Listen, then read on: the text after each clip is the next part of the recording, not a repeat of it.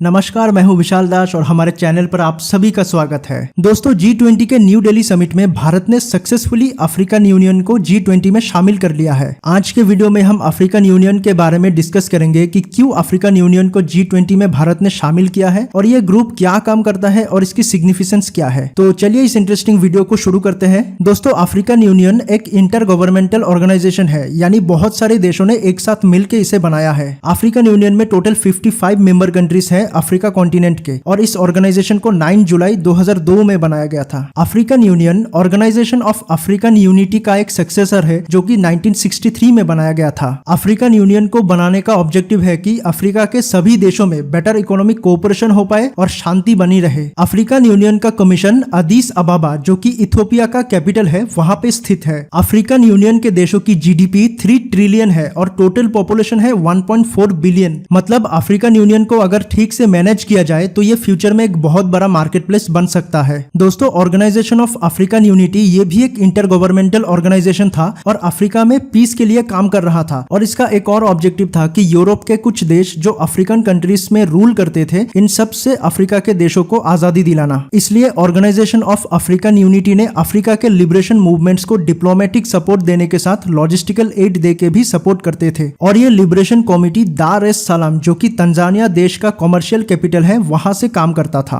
Organisation of African unity के मदद से कई अफ्रीकन कंट्रीज को आजादी मिला था, लेकिन यह ग्रुप अपने मेंबर कंट्रीज के बीच पॉलिटिकल एंड इकोनॉमिक कोऑपरेशन करने में फेल साबित हुआ। और इसी वजह से 1990s में ऑर्गेनाइजेशन ऑफ अफ्रीकन यूनिटी को रिफॉर्म करके अफ्रीकन यूनियन को बनाने के बारे में सोचा गया था। लेकिन एक बात आप लोगों को सुन के शॉक लग सकता है कि अफ्रीकन यूनियन को बनाने में लीबिया के डिक्टेटर मोअम्मर गद्दाफी का बहुत बड़ा रोल था। इनिशियल स्टेज पे मोअम्मर गद्दाफी ने सबसे ज्यादा इस ग्रुप को बनाने में मदद किया था। 2002 में गद्दाफी ने कई मीटिंग्स होस्ट किया था और नाइजीरिया एंड साउथ अफ्रीका को फोर्स किया था इस ग्रुप को बनाने में शामिल होने के लिए। ऑर्गेनाइजेशन ऑफ अफ्रीकन यूनिटी के जैसे अफ्रीकन यूनियन भी अपने मेंबर कंट्रीज के बीच एक अच्छा रिलेशन बनाए रखना ही इसका एक मेन ऑब्जेक्टिव्स में से एक था, जिससे सभी देशों में political and socio economic cooperation को बढ़ावा दे सके। लेकिन फिलहाल अफ्रीकन यूनियन कई सारे प्रॉब्लम्स से जूझ रहे हैं, जैसे कि social economic problems and political problems. African union के अचीवमेंट्स के बारे में बात करूं तो टेररिस्ट ऑर्गेनाइजेशंस को टैकल करने में गवर्नमेंट का मदद करता आया है और कई सारे देशों के बीच कॉन्फ्लिक्ट्स को सॉल्व किया है।